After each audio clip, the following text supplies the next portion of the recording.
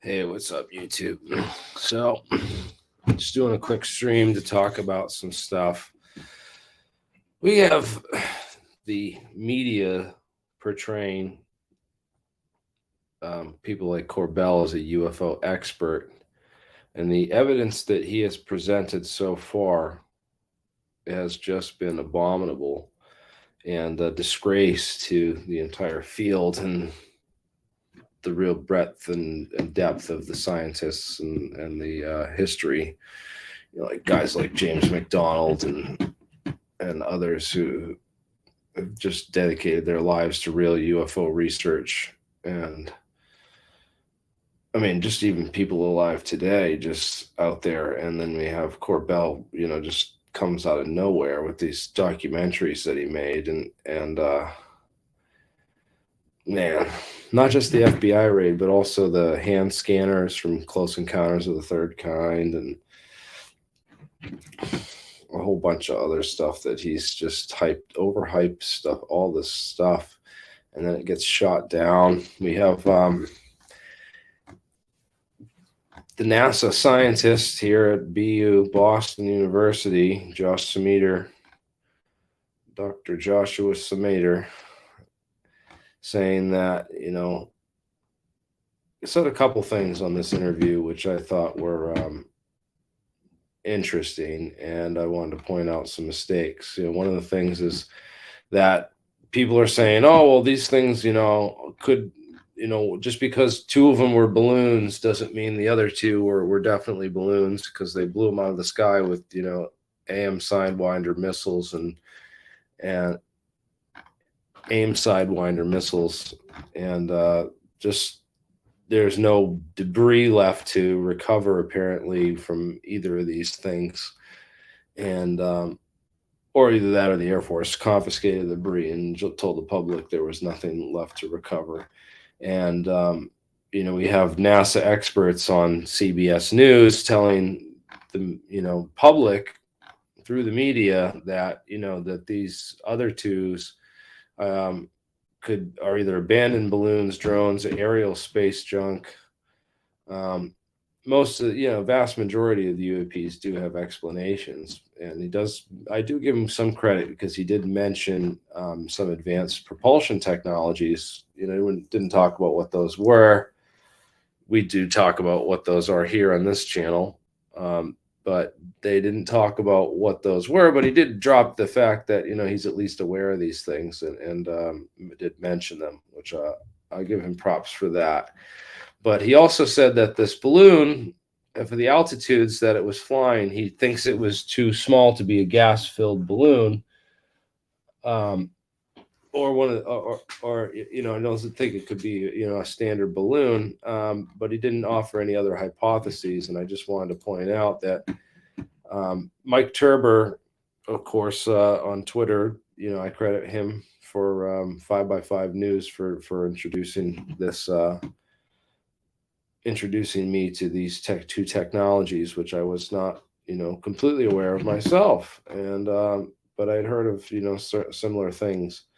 But it's nice to have the technical specs on these things, because my audience is into that sort of thing, real hardcore facts and science, So these BLPB balloons are called, boundary layer pressurized balloons. And they were developed by the Laboratoire de Meteorologie Dynamica, or the Centre National de Estudios Spatiales, CNES, Port Mahon Airfield, Balearic Islands.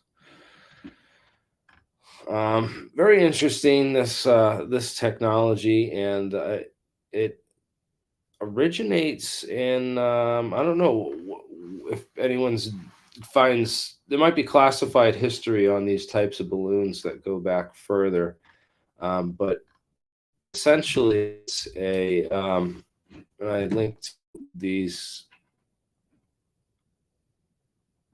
I linked to these things in the description.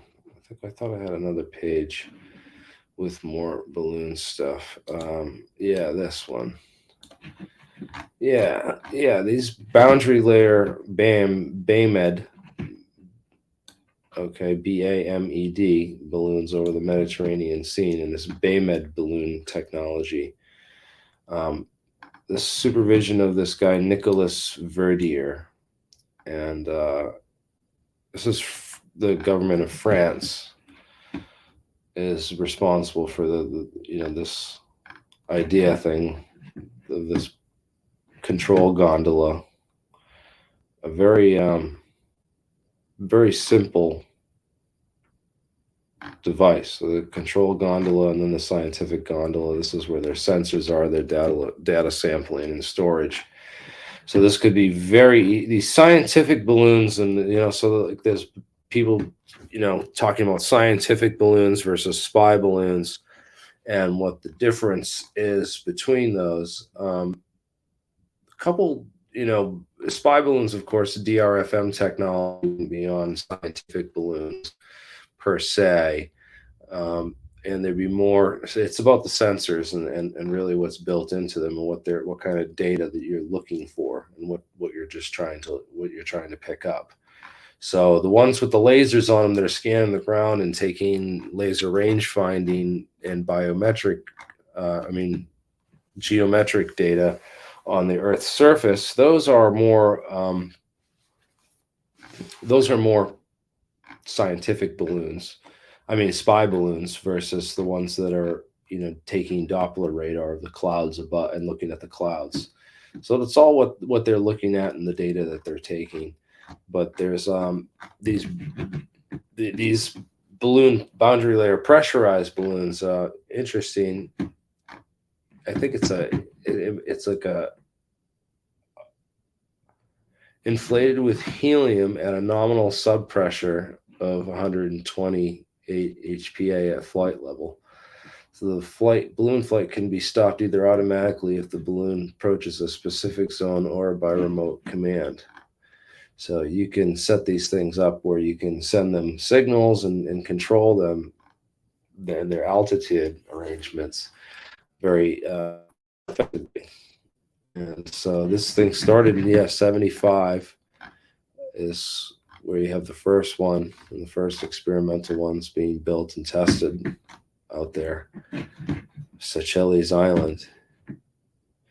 So some interesting balloon history here and some top secret balloon stuff. Also, there's these things called Pico Balloons, and Pico Balloons are, it's basically looks like a party balloon. A regular party balloon could be launched, and it's interesting that Chris Mellon in the original TTSA broadcasts showed that silver balloon, and it was it's almost like premonition of this whole balloon op that went down, because we all know that there was a lot of secret balloon research going on in government back in the 40s, into the project with the atomic bomb, and one of these the debris at Roswell was certainly looked like the radar target from Project Mogul balloons. This silver mylar and balsa wood. They build this shape out of balsa wood and then string it with radar reflective material, like usually aluminum foil, because mylar wasn't invented in 47. So this is more like aluminum foil or tin foil, which it certainly looks like in the picture. Something that's been weathered and blown apart for a couple days. But it's Jesse Marcel, the intelligence officer from the Air Force in this picture, testified to a material switch, as did Du Bois, the other intelligence officer involved. Ramey did not. These a lot of Gene Campbell here with the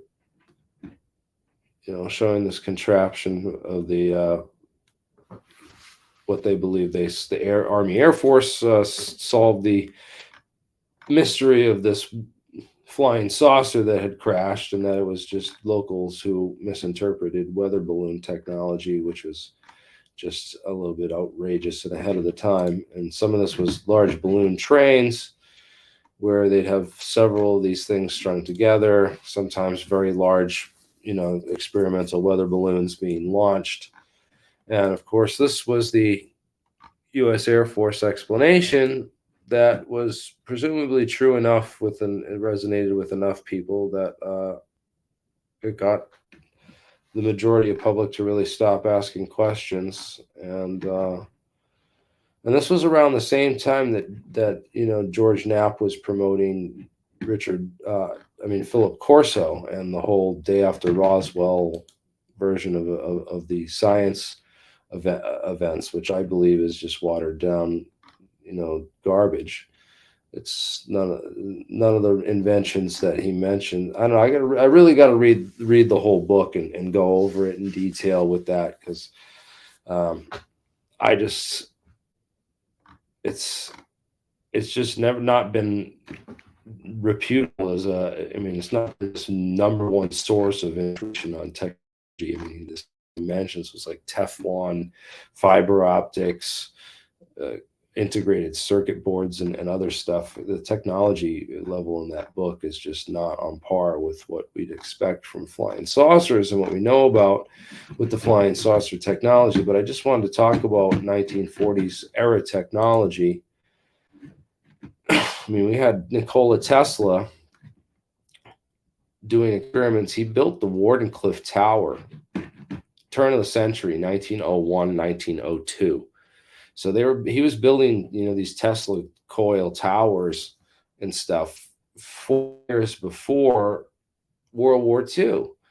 So the idea that, the Germans or these other military people, they already kind of knew about radar in part because of Tesla. He told them that, you could use these signals to bounce off of things and detect enemy ships. And they thought it was super sci-fi and advanced, and that it wasn't practical or real. But sure enough, Marconi perfected the arts of it, and sure enough, the military began using radar technology in late mid 1930s. And in 1940, you had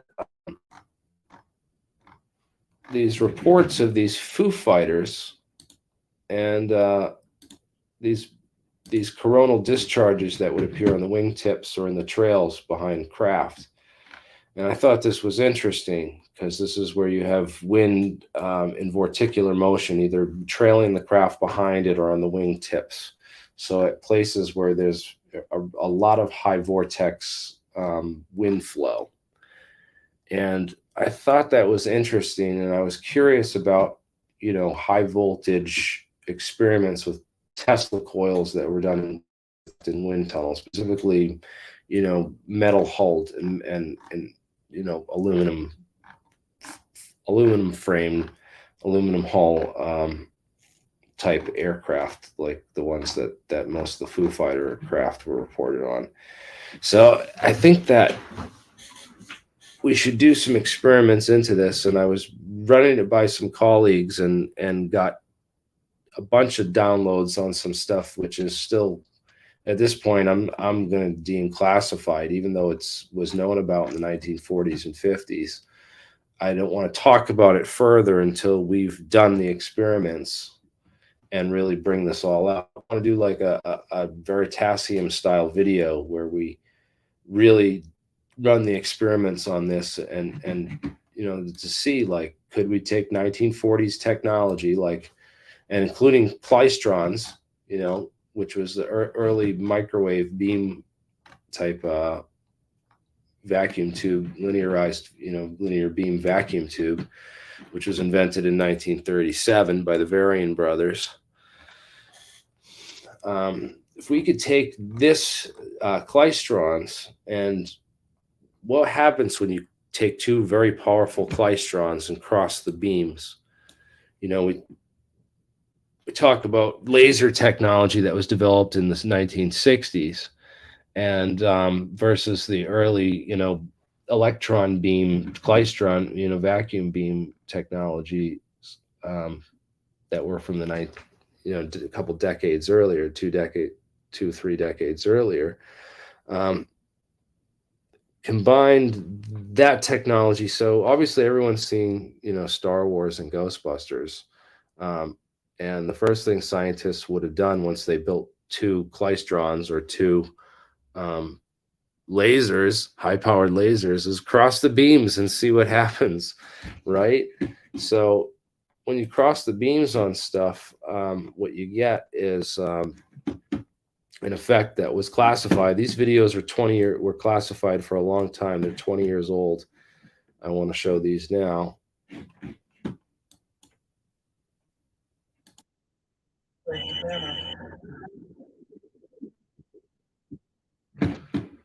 I'm going to present this with the sound so y'all can hear it.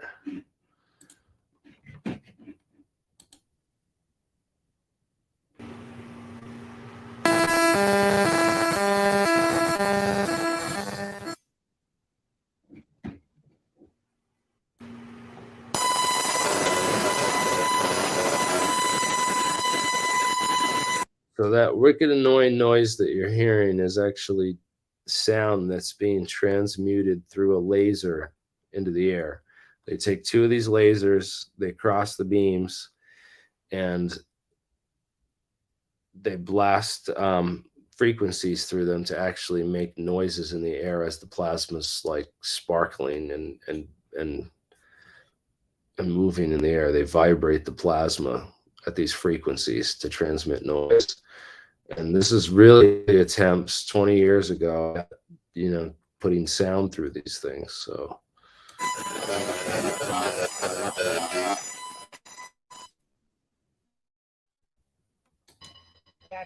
you can kind of hear like a voice in the background of that laser.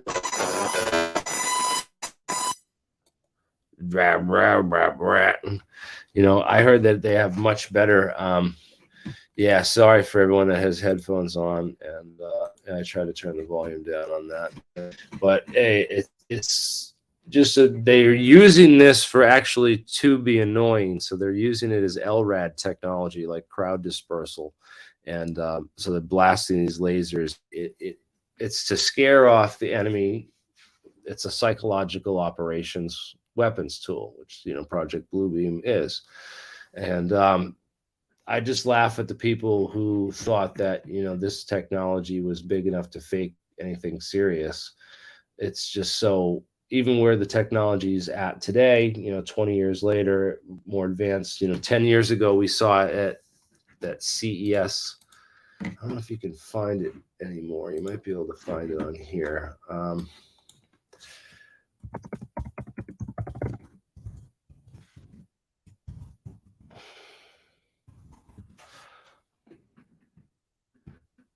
It was at this conference or symposium in 2011, which is 10 years ago, that they built the first one of these in Japan that could do these draw images in the sky with lasers. And I don't know if it was deemed too dangerous to, I guess the government said, like, they don't want the lasers to, they want laser show people to adapt these technologies and start trying to use them, because they light up these spots in the sky. It's these very dangerous lasers. I mean, it's powerful enough to create a spark in the air. So imagine what it can do to your eyeball or your retina.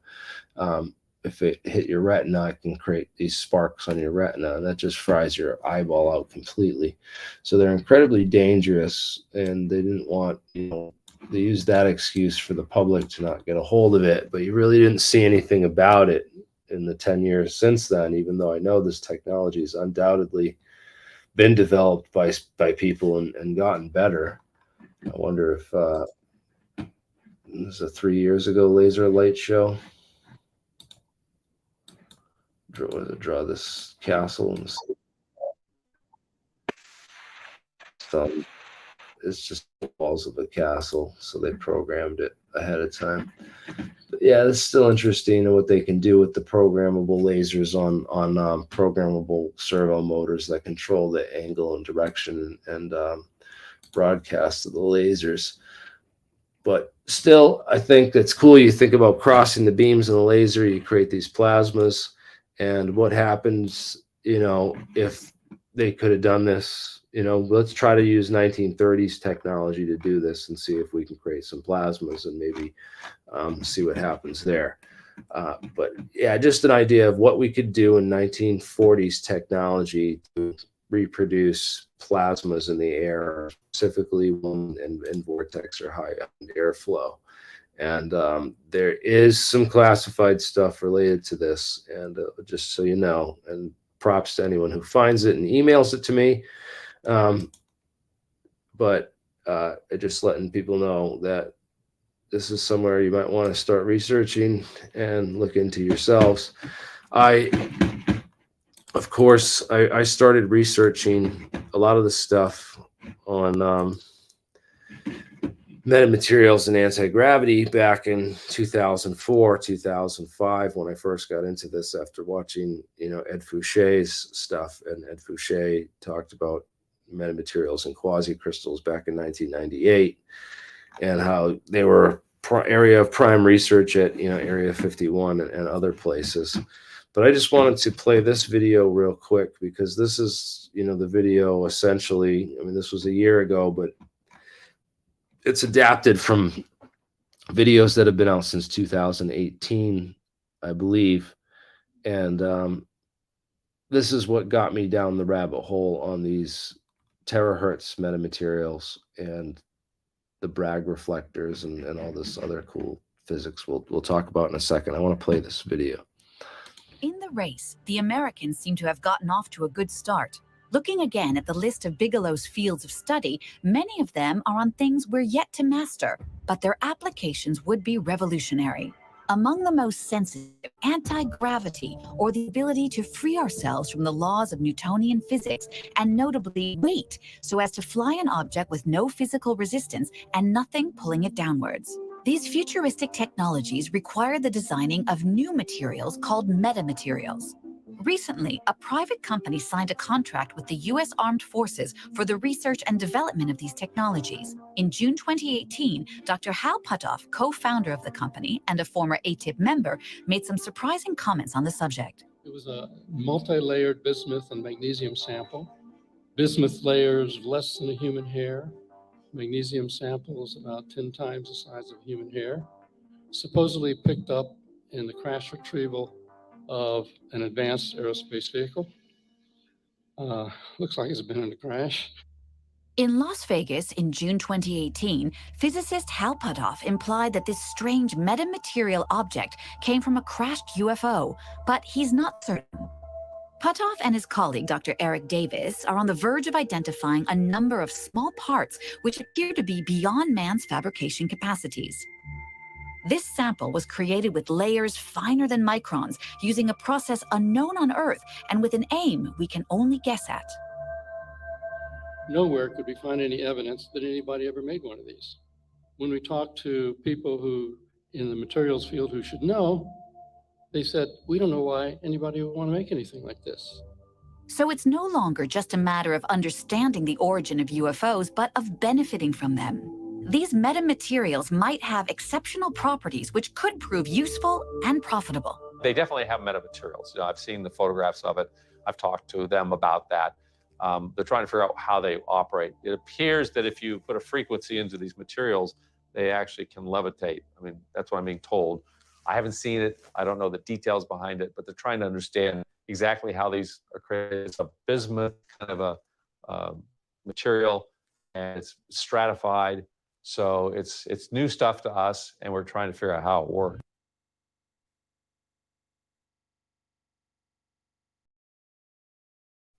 Yeah, well, we're trying to figure out how this works too, because heck, this would just be the greatest discovery of my lifetime if we made anti-gravity. So it turns out that there's a company here in Canada, which I found. I talked about this company a couple times on the show before, but didn't really dig in super deep. I was decided to dig back into them a little bit more, and I want to share some stuff because I got to find someone in Canada. I was planning a trip to go there, but I don't want to make a trip all the way up to Canada, Nova Scotia, to find out that this place doesn't exist or that it's a front or something else is going on, because this looks like a very official company, official website, serious stuff.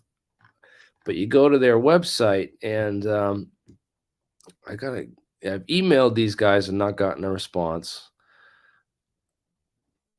I don't know if I've called them yet, but it might be worth another shot. I'll give them a call tomorrow because I'm mentioning them here and showing their phone number on a live stream tonight. But you go to 60 Highfield Park Drive in Dartmouth, Nova Scotia, and what do you find? Well, this is 60 Highfield Park Drive in Halifax. Dartmouth, Halifax, Nova Scotia, right? Weird. You find a stone counter place. You find Gallery 1 Furniture Center. You find Ashley's Home Store Furniture Center. And you find the Atrium Home Furnishing Center. A bunch of furniture stores all in this one building, which identifies itself as 60 Highfield Park, Nova Scotia. And I can't do Street View because, Google Street View doesn't have that. There is a fire station right across the street. But the most interesting thing I found, right, is what's this in this building right over here? Oh, why? That's Lockheed Martin. Whoa. What is Lockheed Martin Canada doing at 40 Highfield Park Drive in the same parking lot shared by this giant furniture store with square footage? If you've seen furniture stores, it's a massive facility, lots of furniture and beds and couches and coffee sets and vanities and all kinds of stuff that you can buy here at stone countertops and everything, and cabinets. What if they're doing where's this Metamaterials Incorporated company fit into this picture at 60 Highfield Park Drive in Nova Scotia, that they're doing metamaterials research up in Canada at this facility, which is right next to Lockheed Martin and Stantec, a mysterious engineering consultant company, which we are Halogenians. We care because we live here. Our projects and people have helped protect the buildings. So very vague. This is like an applied eDNA, environmental genomics applications for environmental management activities. 3 reasons why dam owners should prioritize adequate instrumental and data. Recent projects, Parkview Educational Center midlife upgrades, Metro Transit Dartmouth Bridge Terminal. So they're like, what are they? Senior Principal Regional Leader, Energy, Environmental Services, Geotechnical Engineering, Heritage Building Specialist. So she's like these heritage buildings are these big, huge steel frame structures that you can kind of balloon frame, and that's probably what they're in over there. Vice President, Practical Service Aid, and HSC Advisor. So this is an interesting company that's in there, but they do large building contracts and stuff. And so, but no, it's not nearly as interesting as this Lockheed Martin and this giant furniture store with a daycare center and park in the back. So that's what it looks like anyway. And yeah, This is fine. Anyways, let's just keep going here because I wanted to talk about a couple things. One is that, yeah, we got the idea of the just a recap of everything we went over so far. You know, we have the BU professor from NASA commenting to the media that, maybe it could be some of these advanced craft with advanced propulsion, but it might not be balloons because of the altitude and the size of the craft. So I want to point out that there are two types of high-tech balloon technologies that could account for the size, both Pico Balloons and BLPB Balloons. And both of these can, change altitude. This one can change altitude and really maneuver around very effectively. Although the Pico balloons are a little smaller. We talked about, this whole thing being an op to throw people off the trail. Maybe the aliens are the op. We don't know because there's no evidence either way or, definitive. Trying to look for evidence to explain away all the old cases, including, projection technologies could account for potentially, Battle of Los Angeles. They could create a plasma ball in the sky.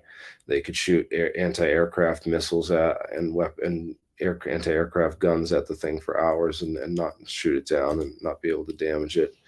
Could also account for these Foo Fighters or weird light that appeared on the wingtips of aircraft and reported pilots during World War II.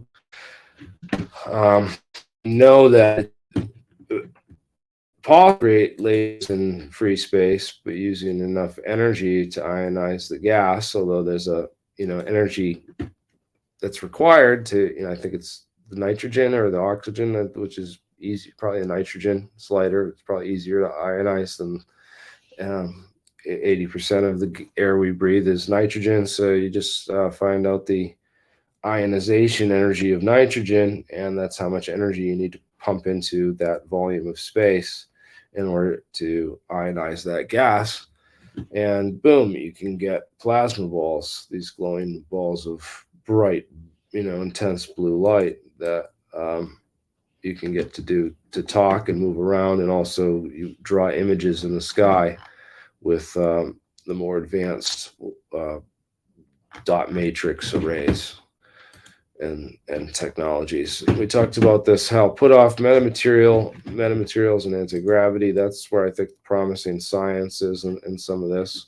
And we're trying to keep up with this technology and get any leaks or information that we can out of the establishment on what's going on with it.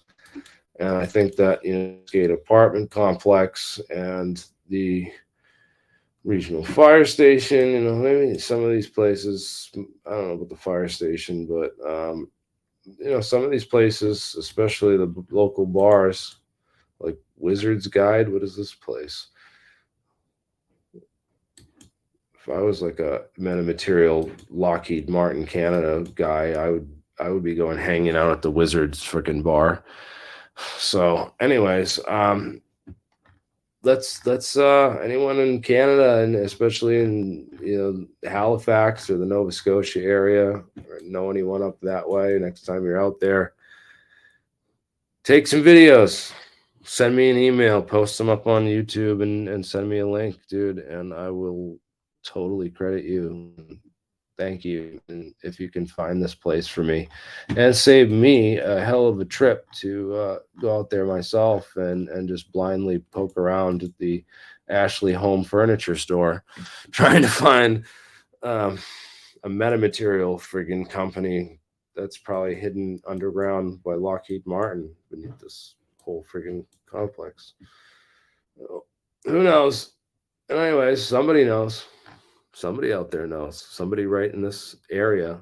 Someone who lives right inside this map right here knows a hell of a lot about this. So keep that in mind. And thank you. we rely on audience support. Dude, why hasn't Lockheed Martin solved anti-gravity yet? Why don't we got like the Tic Tac, FT-17? I don't know. Yeah, a lot of wizards have motivational issues, Wizard's neither late nor early. He arrives precisely on time. Yes, we do. Oh, Jesus. Get back here. Where did he go? That's funny. Just lurking in the back. I sent you an email, Jeremy, when you're done here. If you want to join me, Jeremiah, and a couple guys are doing a private recording with the Hutchinsons right now. So I got to hop back to that. But once you're done, if you want to join, we emailed you the link. So yeah. Send in the private chat. Maybe I'll jump over there and engage in that a little bit. That's another one. It's like, where's the breakthrough, man? It's like, where's anyone working on this stuff been able to do any of this? That's my big question, dude. And right, so who knows? Hopefully, we'll be able to replicate some stuff. Any wizards out there? Anyways, wizards out there, you want to join this link and jump behind the stream, especially anyone from Halifax, Nova Scotia, that wants more of a pep talk on how to get over there and whatnot. Looking for some people and some friends and anyone that can come through for me. So yeah, join up and we'll jump behind scenes. I'm probably gonna end the stream here soon. Much love, brother, and I posted the link for you in the private chat for once you're done. Yeah. I'll jump over there. I just wanted to do a quick overview of a couple of those things, specifically those two balloon techs, because it's always nice when you can call out NASA scientists on, their ignorance.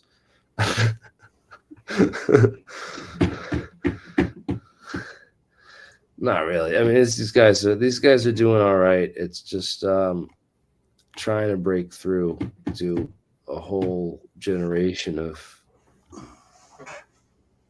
new scientists that aren't aware of tons of stuff. I mean, a lot of the stuff's been classified, but it's been unclassified or declassified, so you can find it online, but you have to really be looking for it. And then some of the stuff becomes classified again, or it's borderline classified because it's related to other technology, which is still currently classified. But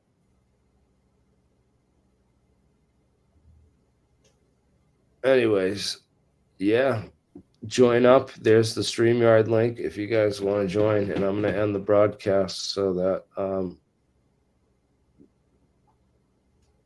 we'll go behind the scenes, and I'm going to maybe jump over to that other stream for a little bit, and then I'll get back with you guys later when we get more information from the government on what these damn UFOs are that were shot down. I don't know. I personally think this was a psyop until proven otherwise. Just the fact that Jeremy Corbell was on CNN the week before the Super Bowl weekend with all this stuff is just too convenient and too, you go into get back to the evidence again. This guy's on, then you have this big event, and then everyone's looking into it, and all you can find on the internet is their op and the clowns that they prop up to be the straw men that they can later take down. It's just a limited hangout operation, and it's what the CIA and Operation Mockingbird does, the media does. And so I'm just not at all surprised. And we're doing the real work here in the underground of the UFO community, and I just want to remind people of that. And thank you for everyone who's stuck with me and over the years, and I just at some point maybe I'll be able to upgrade and become super professional like Tim Ventura. He's been like killing it with these interviews and his just whole approach and everything. But again, I'm not totally that guy. I'm more of like the rebel type. And if he can do the interviews and I can help him out with just the questions and what to ask and what, people want to know, then I'm cool with that too. As long as I get a little bit of recognition here and there. I know I've got some recognition from my homeboy Kurt Jamungle over at Theories of Everything. He's asked a ton of great questions for me in the past. So, we have a new face in the crowd. What's going on, man? You're live, or do you want to be live or no?